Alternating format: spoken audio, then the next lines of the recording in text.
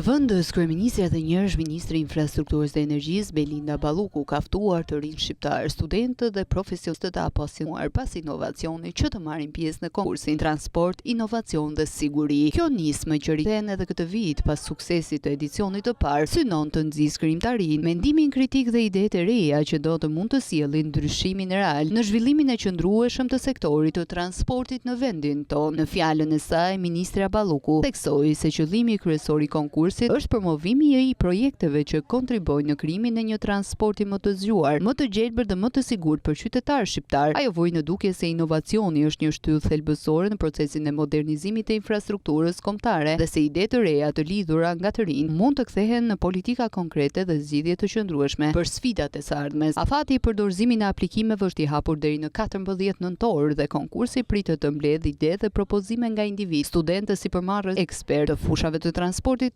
teknologjisë dhe energjisë. Projektet më të mira do të vlerësohen jo vetëm për riskit teknologjike që ofrojnë, por edhe për ndikimin e tyre potencial në sigurinë rrugore, uljen e ndotjes dhe përmirësimin e efikasitetit energjetik. Ky është tashmë viti i dytë që zhvillon konkursi TIS, i cili është kthyer në një platformë të rëndësishme bashkëpunimi përmes institucioneve shtetërore, universiteteve dhe sektorit privat. Përmes kësaj nisme, Ministria e Infrastrukturës dhe Energjisë synon të krijojë një urlisë midis politikbërjes dhe ideve të reja që lindin nga komuniteti akademik e teknologjik, duke i dhënë prioritet të zhvillimit të qëndrueshëm dhe inovacionit si motor kryesor të procesit. Sipas Ballukut, qeveria shqiptare do të vijojë të mbështesë çdo iniciativë që fuqizon të rinj dhe nxit kreativitetin, pasi transporti i së ardhmes ndërtohet mbi bazën e ideve të guximshme dhe vizionare që sjellin ndryshim pozitiv në jetën e përditshme të qytetarëve.